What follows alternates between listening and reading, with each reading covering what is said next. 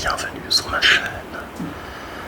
J'espère que vous auriez apprécié la première lecture de la semaine dernière qui mettait en scène le début de l'aventure légendaire de Tom Sawyer, écrit par Mark Twain. Si vous avez apprécié, eh bien, je vous remercie de continuer à m'écouter. Si vous êtes de nouvelles personnes, de nouveaux amateurs d'histoire, eh bien, je vous souhaite la bienvenue. Et j'espère qu'ensemble, nous passerons encore d'agréables moments. D'ailleurs, j'aimerais remercier les premières personnes qui se sont abonnées à ma chaîne. Voilà bien quelque chose de singulier, car cette idée de chaîne m'est venue une fois comme ça au soir. Après avoir lu une histoire à ma fille, je me suis dit, tiens, pourquoi pas moi aussi lire des histoires pour quelqu'un.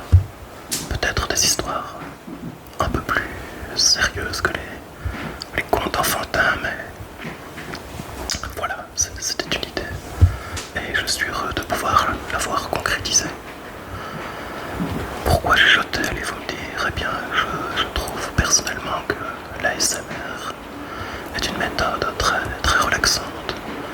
En effet, sur moi, elle parvient à me calmer et m'apaiser le soir lorsque le sommeil ne vient pas, lorsque je suis pris d'insomnie. C'est pourquoi j'ai jugé utile, pourquoi pas distrayant, de joindre et la lecture à l'ASMR et d'en faire profiter un plus large public. Je vous remercie donc pour votre follow, pour vos likes, et j'espère que vous reviendrez pour d'autres lectures. D'ailleurs, en parlant de lecture, je vous propose aujourd'hui de plonger au centre de la Terre avec Jules Verne pour son roman éponyme Voyage au centre de la Terre. Sans plus attendre, je vous invite à vous installer confortablement et de vous laisser guider à travers ce premier chapitre. Chapitre 1er. Le 24 mai 1863. Un dimanche, mon oncle, le professeur Lindebrock, revint précipitamment vers sa petite maison située au numéro 19 de Königstrasse, l'une des plus anciennes rues du vieux quartier de Hambourg. La bonne Marthe dut se croire fort en retard, car le dîner commençait à peine à chanter sur le fourneau de la cuisine. Bon, me dis-je, si la faim, mon oncle qui est le plus impatient des hommes, va pousser des cris de détresse. Déjà, monsieur Lindebrock, s'écria la Marthe stupéfaite en entrebâillant la porte de la salle à manger. Oui, Marthe, mais le dîner a le droit de ne point être cuit, car il n'est pas 2 heures. La demie vient à peine de sonner à Saint-Michel. Alors pourquoi monsieur Lindebrock rentre-t-il? Il nous le dira vraisemblablement. Le voilà, je me sauve, monsieur Axel, vous lui ferez entendre raison. Et la bonne Marthe regagna son laboratoire culinaire. Je restai seul, mais de faire entendre raison au plus irascible des professeurs, c'est ce que mon caractère un peu indécis ne me permettait pas. Aussi, je me préparais à regagner prudemment ma petite chambre du haut, quand la porte de la rue cria sur ses gonds. De grands pieds firent craquer l'escalier de bois, et le maître de la maison traversa la salle à manger, se précipita aussitôt dans son cabinet de travail. Mais, pendant ce rapide passage, il avait jeté dans un coin sa canne-tête de casse-noisette, sur la table son large chapeau à poils rebroussé, et à son neveu ces paroles retentissantes. Axel, suis-moi. Je n'avais pas eu le temps de bouger, que le professeur me criait déjà avec un vif accent d'impatience. Eh bien, tu n'es pas encore prêt. Je m'élançai dans le cabinet de mon redoutable maître. Otto Lindebrock n'était pas un méchant homme, j'en conviens volontiers, mais à moins de changements improbables, il mourra dans la peau d'un terrible original. Il était professeur au Johannæum et faisait un cours de minéralogie pendant lequel il se mettait régulièrement en colère, une fois ou deux. Non point qu'il se préoccupât d'avoir des élèves assidus à ses leçons, ni du degré d'attention qu'il lui accordait, ni du succès qu'il pouvait obtenir par la suite. Ces détails ne l'inquiétaient guère. Il professait subjectivement, suivant une expression de la philosophie allemande, pour lui et non pour les autres. C'était un savant égoïste, un puits de science dont la bouillie grinçait quand on en voulait tirer quelque chose. En un mot, un avare. Il y a quelques professeurs de ce genre en Allemagne. Mon oncle, malheureusement, ne jouissait pas d'une extrême facilité de prononciation, sinon dans l'intimité, au moins quand il parlait en public, et c'est un défaut regrettable chez un orateur. En effet, dans ses démonstrations au Johannæum, souvent le professeur s'arrêtait court. Il luttait contre un mot récalcitrant qui ne voulait pas glisser entre ses lèvres. Un de ces mots qui résistent se gonfle et finissent par sortir sous la forme peu scientifique d'un juron. De la grande colère. Or, il y a en minéralogie bien des dénominations semi-grecques, semi-latines, difficiles à prononcer, de ces rudes appellations qui écorcheraient les lèvres d'un poète. Je ne veux pas dire du mal de cette science, loin de moi, mais lorsqu'on se trouve en présence des cristallisations rhomboédriques, des résines rétinasphaltes, des ghélénites, des fangasites, des molybdates de plomb, des tungstates de manganèse et des titaniates de zircone, il est permis à la langue la plus adroite de fourcher. Donc, dans la ville, on connaissait cette pardonnable infirmité de mon oncle, et on en abusait, et on l'attendait au passage dangereux, et il se mettait en fureur, et l'on riait, ce qui n'est pas de bon goût, même pour des Allemands. Et s'il y avait toujours grande affluence d'auditeurs au cours de l'Innsbruck, combien les suivaient assidûment, qui venaient surtout pour se dérider aux belles colères du professeur. Quoi qu'il en soit, mon oncle, je ne saurais trop le dire, était un véritable savant, bien qu'il cassât parfois ses échantillons à les essayer trop brusquement. Il joignait au génie du géologue l'œil du minéralogiste. Avec son marteau, sa pointe d'acier, son aiguille aimantée, son chalumeau et son flacon d'acide nitrique, c'était un homme très fort. À la cassure, à l'aspect, à la dureté, à la fusibilité, au son, à l'odeur, au goût d'un minéral quelconque, il le classait sans hésiter parmi les 600 espèces que la science compte aujourd'hui. Aussi, le nom de l'Innsbruck retentissait avec honneur dans les gymnases et les associations nationales. Madame Humphrey Davy de Humboldt, les capitaines Franklin et Sabine ne manquèrent pas de lui rendre visite à leur passage en Angleterre.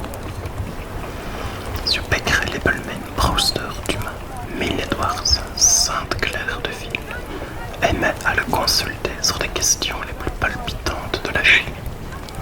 Cette science lui devait d'assez belles découvertes.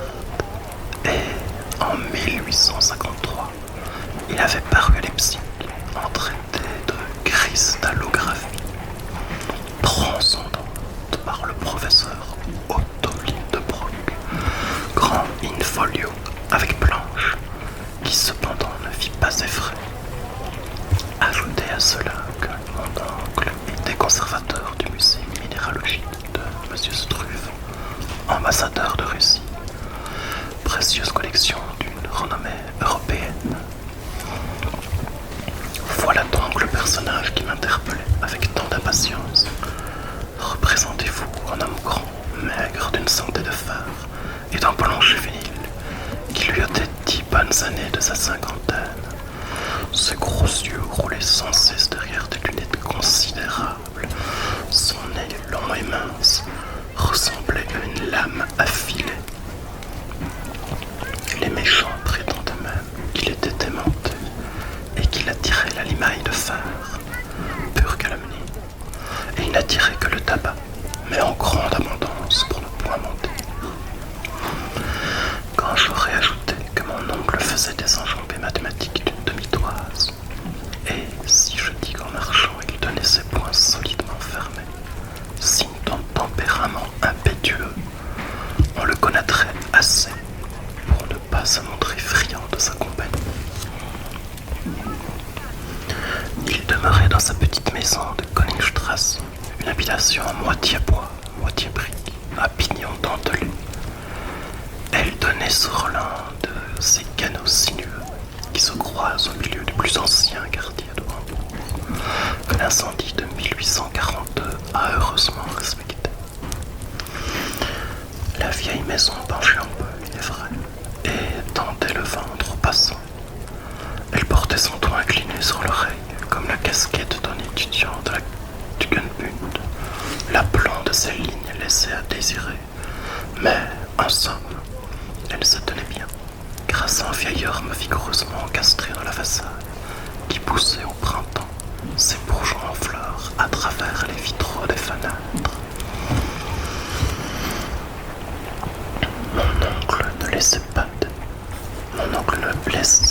Ne laissait pas d'être riche pour un professeur allemand. Excusez-moi. La maison lui appartenait en toute propriété, contenant et contenu. Le contenu, c'était sa filleule, Grauben, jeune irlandaise de 17 ans, la bonne Marthe et moi. En ma double qualité de neveu et d'orphelin, je devins son aide préparateur dans ses expériences. J'avouerai que je mordis avec appétit aux sciences géologiques. J'avais du sang de minéralogiste dans les veines, et je ne m'ennuyais jamais en compagnie de mes précieux cailloux. En somme, on pouvait vivre heureux dans cette maisonnette de Königstrasse, malgré les impatiences de son propriétaire, car tout en s'y prenant d'une façon un peu brutale, celui-ci ne m'en aimait pas moins. Mais cet homme-là ne savait pas attendre, et il était plus pressé que nature. Quand en avril, il avait planté dans les pots de faïence de son salon des pieds de Reseda ou de Volubilis, chaque matin, il allait régulièrement les tirer par les feuilles afin de hâter leur croissance. Avec un pareil original, il n'y avait qu'à obéir. Je me précipitais donc dans son cabinet.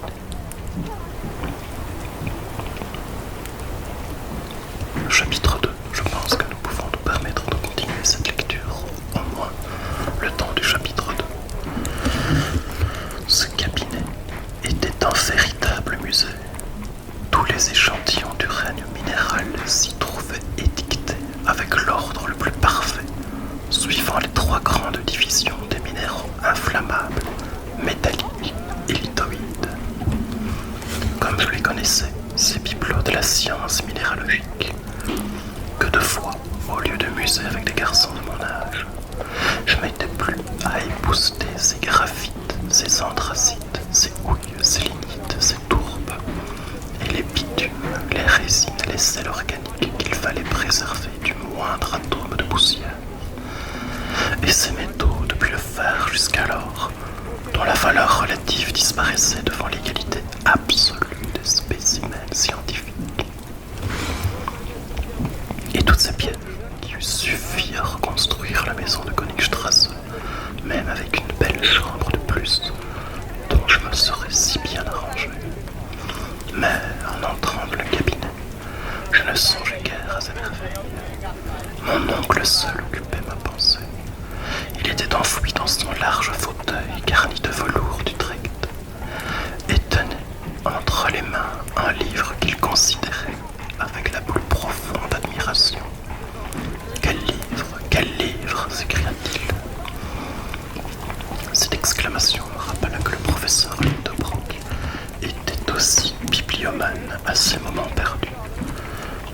bouquin n'avait de prix à ses yeux que les conditions d'être introuvable, ou tout au moins illisible. Eh bien, me dit-il, tu ne vois donc pas. Mais c'est un trésor inestimable que j'ai rencontré ce matin en furetant de la boutique du juif Évelius. Magnifique, répondis-je, avec un enthousiasme de commande. En effet, à quoi bon ce fracas pour un vieil in-quarto dont le dos et les plats semblaient faits d'un fond grossier, un bouquin jaunâtre auquel pendait un signet décoloré. Cependant, les interjections admiratives du professeur ne discontinuaient pas. Vois, disait-il, en se faisant lui-même demande et réponse. Est-ce assez beau? Oui, c'est admirable. Et quelle reliure! Ce livre s'ouvre-t-il facilement? Oui, car il reste ouvert à n'importe quelle page. Mais se ferme-t-il bien? Oui, car la couverture et les feuilles forment un tout bien uni, sans se séparer ni bailler en aucun endroit. Et ce dos qui n'offre pas une seule brisure après 700 ans d'existence. Ah! Voilà une reliure dont Ponzérian, Closse ou Burgoldus était fier. En parlant ainsi, mon oncle ouvrait et fermait successivement le vieux bouquin. Je ne pouvais faire moins que de l'interroger sur son contenu, bien que cela ne m'intéressât aucunement. Et quel est donc le titre de ce merveilleux volume? Demandai-je avec un empressement trop enthousiaste pour n'être pas fin. Cet ouvrage, répondit mon oncle en s'animant, c'est Limeskringla de Snorre Sturluson, le fameux auteur islandais du XIIe siècle. C'est la chronique des princes norvégiens qui régnèrent en Islande. Vraiment, m'écriai-je de mon mieux, et sans doute c'est une traduction en langue allemande. Bon, riposta vivement le professeur, une traduction. Et qu'en ferai-je de ta traduction? Qui se soucie de ta traduction? Ceci est l'ouvrage original en langue islandaise, ce magnifique idiome riche et simple à la fois, qui autorise les combinaisons grammaticales les plus variées et de nombreuses modifications de mots. Comme l'allemand, insinuai-je avec assez de bonheur. Oui, répondit mon oncle en haussant les épaules, sans compter que la langue islandaise admet les trois genres comme le grec et décline les noms propres comme le latin. Ah, fis-je un peu ébranlé de mon indifférence. Et les caractères de ce livre sont-ils beaux? Des caractères? Qui te parle de caractères, malheureux Axel? Il s'agit bien de caractères. Ah, tu prends cela pour un imprimé. Mais, ignorant, c'est un manuscrit. Et un manuscrit runique. Runique? Oui. Vas-tu me demander maintenant de t'expliquer ce mot? Je m'en garderai bien, répliquai-je avec l'accent d'un homme blessé dans son amour-propre. Mais mon oncle continua de plus belle et m'instruit, malgré moi, de choses que je ne tenais guère à savoir. Les runes, reprit-il, étaient des caractères d'écriture usités autrefois en Islande. Et, suivant la tradition, ils furent inventés par Odin lui-même. Mais regarde donc, admire donc, impie, ces types qui sont sortis de l'imagination d'un dieu. Ma foi, faute de réplique, j'allais me prosterner. Genre de réponse qui doit plaire aux dieux comme aux rois, car elle a l'avantage de ne jamais les embarrasser quand un incident vint détourner le cours de la conversation.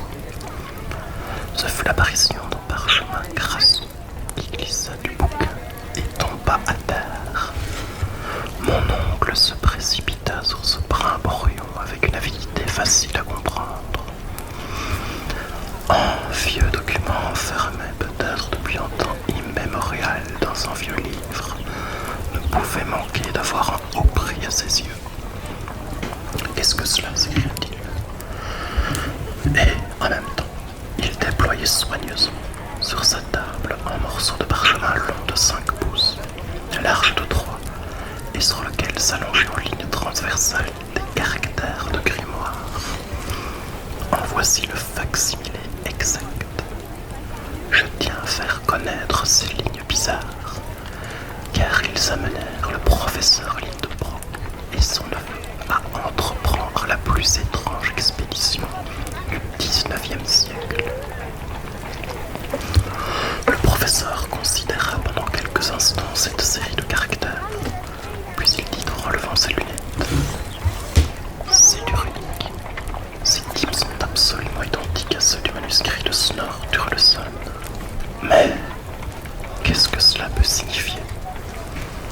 Comme le runique me paraissait être une invention de savant pour mystifier le pauvre monde, je ne fus pas fâché de voir que mon oncle n'y comprenait rien. Du moins, cela me sembla aussi, ainsi au mouvement de ses doigts qui commençaient à s'agiter terriblement. C'est pourtant du vieil Islandais, murmurait-il entre ses dents. Et le professeur Lindenbrock devait bien s'y connaître, car il passait pour un véritable polyglotte. Non pas qu'il parlât couramment les 2000 langues et les 4000 idiomes employés à la surface du globe, mais enfin, il en savait sa bonne part. Il allait donc, en présence de cette difficulté, se livrer à toute l'impétuosité de son caractère. Et je prévoyais une scène violente quand 2 heures sonnèrent au petit cartel de la cheminée. Aussitôt, la bonne Marthe ouvrit la porte du cabinet en disant: la soupe est servie.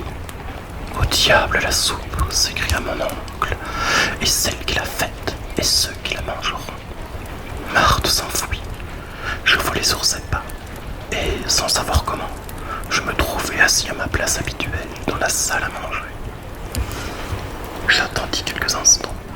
Le professeur ne vint pas. C'était la première fois à ma connaissance qu'il manquait à la solennité du dîner. Et quel dîner cependant! Une soupe au persil, une omelette au jambon relevée d'oseille à la muscade, une longe de veau à la compote de prunes, et pour dessert, des crevettes au sucre, le tout arrosé d'un joli vin de la Moselle.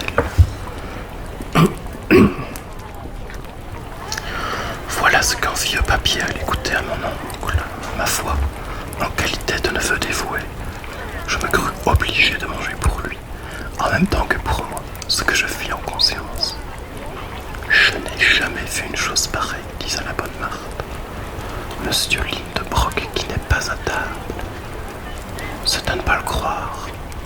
Cela présage quelque événement grave, reprenait la vieille servante en hochant la tête. Dans mon opinion, cela ne présageait rien, sinon une scène épouvantable comme mon oncle trouverait son dîner dévoré. J'en étais à ma dernière crevette, lorsqu'une voix retentissante m'arracha aux voluptés du dessert. Je ne fis qu'un bond de la salle dans le cabinet.